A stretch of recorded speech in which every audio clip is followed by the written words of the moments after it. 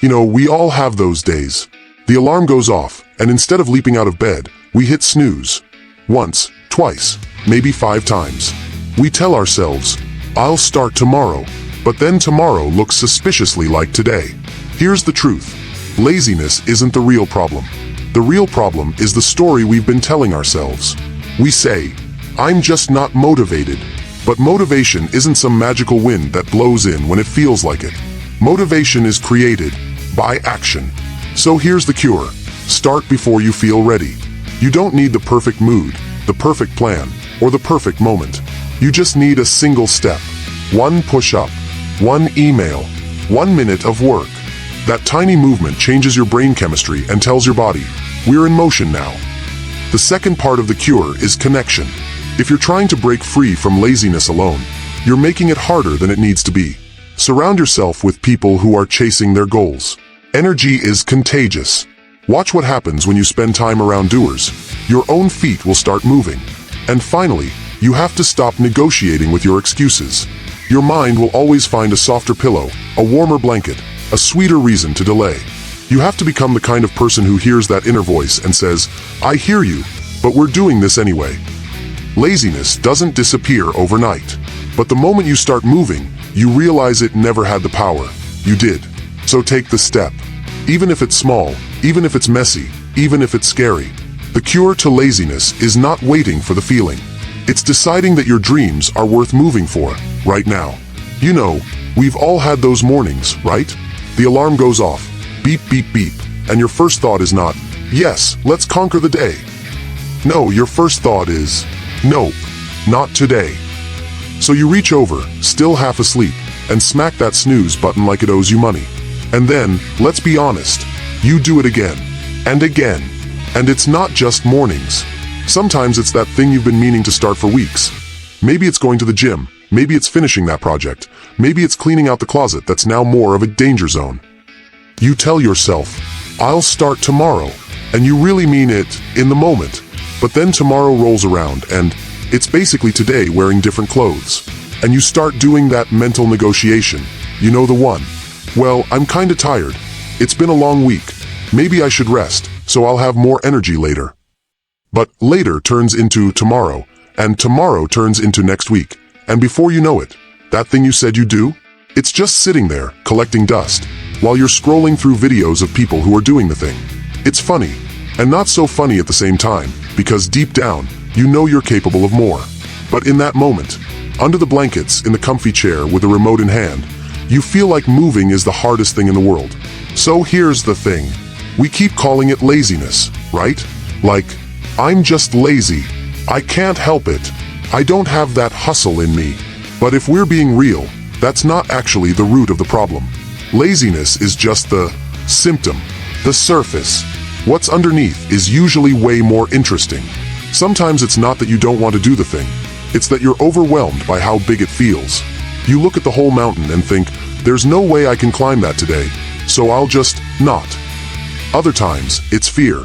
Fear of failing, fear of not doing it perfectly, fear that you'll put in all this work and it won't even matter. So you avoid it. You wrap that avoidance up in a nice little package and label it lazy, because that sounds simpler. And honestly, a lot of us are just waiting for this magical wave of motivation to hit us.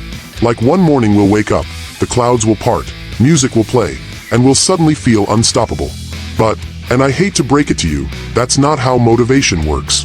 Motivation isn't something that floats down from the sky like confetti. It's something you make by moving. Think about it. Have you ever sat around feeling like doing absolutely nothing? But then you start washing one plate, and next thing you know, the whole kitchen's clean? That's because action comes first, and the feeling follows. We've got it backwards when we wait to feel ready. So maybe the problem isn't that you're lazy.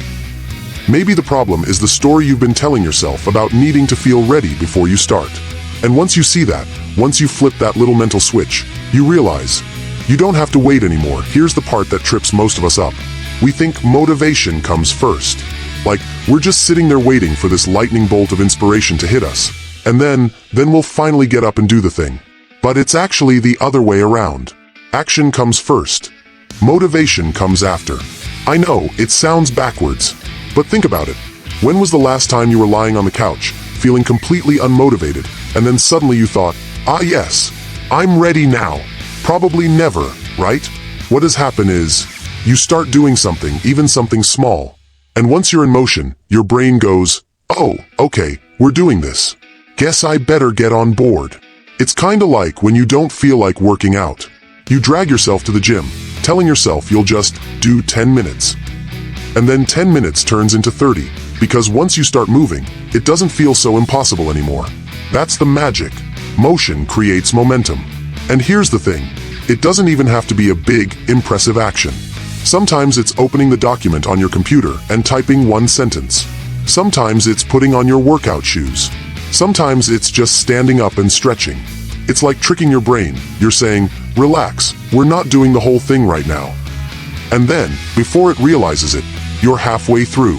We make the mistake of thinking motivation is the fuel, when really, action is the spark. You don't sit around waiting for a fire to light itself. You strike the match.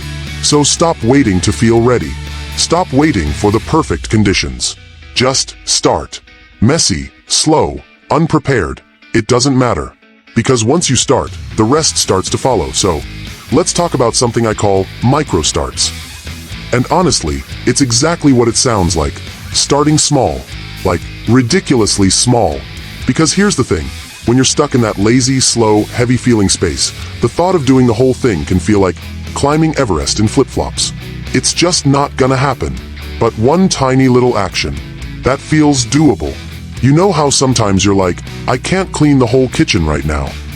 But then you think, alright, I'll just wash one plate. And then, somehow, you end up doing the sink, then wiping the counter. Then suddenly you're lighting a candle like you're in a home decor commercial? That's the power of a micro-start. It works because your brain hates the idea of starting something huge, but it can't really argue with something tiny. If I tell myself, I'm going to write for 2 hours, my brain throws a fit.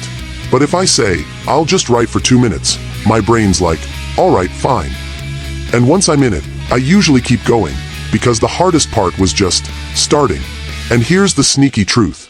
You don't even have to finish to win. Even if all you do is that tiny action, you've broken the inertia. You've proved to yourself, I'm not actually stuck, I can move. And that, my friend, changes the whole game. So maybe your micro-start is putting on your gym shoes. Maybe it's opening your laptop. Maybe it's writing the title of the project at the top of a page. Whatever it is, make it so small that it's almost laughable. That way, there's no big wall to climb over, just one tiny step that leads to another, and another. Until suddenly, you're not lazy anymore, you're in motion. Here's something people don't always think about when they're trying to beat laziness. The people you hang around with matter. A lot. You've probably heard that saying, you're the average of the 5 people you spend the most time with. And yeah, it's kind of cheesy, but it's also kind of true. Because energy is contagious. The habits, the mindset, the pace of the people around you, it all rubs off. If you spend most of your time around people who are always procrastinating, always talking about what they're gonna do someday, well, guess what? You're gonna start doing the same thing. Not because you're weak or anything, just because that's the environment you're in. But if you're around people who are actually doing things, chasing their goals, trying new stuff, getting up early to work on something they care about, that energy seeps in. You start feeling like, okay, maybe I should be moving too. It's like working out with a friend. If you go to the gym alone, you might quit at the 20-minute mark. But if you're with someone who's pushing through another set, you're way more likely to stick around and match their effort. We rise, or sink, to the level of the people we're with. And the beautiful thing is, your community doesn't even have to be your best friends in real life. It can be a group online. It can be a mentor you check in with once a month.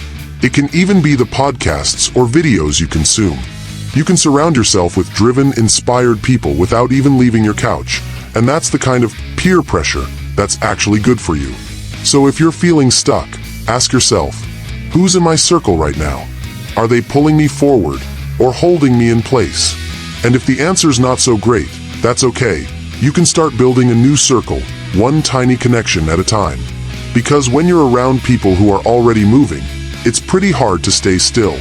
Okay, so let's be real for a second. Excuses? Oh, they're sneaky. They show up dressed like perfectly reasonable thoughts. They sound smart. They sound responsible. But really, they're just procrastination in a fancy outfit. You know the ones I'm talking about. I'm too tired today. I'll start when I have more energy. I just need the right tools first. It's better if I wait until Monday, or next month, or after the holidays. And my personal favorite, I work better under pressure. Which is basically just a nice way of saying, I'm gonna wait until I have no other choice. The problem is, those excuses are comfortable. They let us off the hook. And if we're not careful, we start believing them like they're absolute truth. But here's the thing, they're not truth. They're just stories we tell ourselves to avoid discomfort. If you want to beat laziness, you've got to start calling those stories out. When your brain says, you're too tired to work out, you say, okay, maybe I am tired, but I can still do 5 minutes. When it says, you're not ready to start that project, you say, I can start with the first step anyway. You stop letting the excuse be the end of the conversation. And sometimes, you just have to straight up ignore it. Like that little voice in your head says, we can do this later, and you're like, nope, we're doing it now. You treat it the way you'd treat a toddler who wants candy for breakfast. You don't debate. You just say, nice try, but not today. And here's the cool part. The more you challenge those excuses, the quieter they get. It's like they realize, oh, they're not falling for this anymore. Because at the end of the day, excuses aren't the boss. They only have power if you hand it to them. So here's the truth I want you to take with you. Laziness isn't some unshakable curse. It's not who you are. It's just a moment where you haven't started yet. And the beautiful part about that, moments can change. You're not stuck because you're lazy. You're stuck because you're waiting for the right mood, the right timing, the right version of yourself to show up. But here's the secret. That version of you, the one who's disciplined, driven, proud, they don't just appear. You create them, one small action at a time. And you don't need a huge, cinematic transformation to begin. You just need to say, I'm doing this now. Not later, not tomorrow now. Even if you're tired, even if you're unsure, even if it's not perfect. Because the power isn't in perfection, it's in motion. And yeah, you'll have days where it feels heavy. Days where you want to sink into the couch and just let the world pass by. That's okay. You're human. But the difference is, now you know you've got the power to stand up anyway. Every time you choose to take that first step, to challenge that excuse, to start small, to push forward even when you don't feel like it, you're proving to yourself that you can trust you. And once you trust yourself, that's when everything changes. So the cure to laziness? It's not waiting for the right feeling. It's deciding your life is worth moving for, and then actually moving. Start today. Start small. Start messy. Just start. Because 5 years from now, you won't be thinking about how comfortable the couch was. You'll be thinking about how glad you are you stood up. So when you really think about it, laziness isn't the villain we've made it out to be. It's just a signal, a little pause in the story, and you get to decide what happens next. You've learned that motivation doesn't just magically appear, that starting small can carry you further than you ever imagined, that your circle matters more than you think, and that your excuses, well, they're not as convincing as they sound. And most importantly, you've learned that the real cure to laziness isn't some secret formula. It's action. It's moving anyway, even when you don't feel ready, even when it's messy, even when you'd rather wait for someday. Because the truth is, someday isn't a day on the calendar. It's a choice you make, and you can make it right now. So don't wait for the perfect mood, the perfect timing, or the perfect you. Take the step, no matter how small, and trust that every step after will get a little easier, a little lighter, and a lot more worth it. And when you look back, you won't remember the times you stayed still. You'll remember the times you moved and changed everything.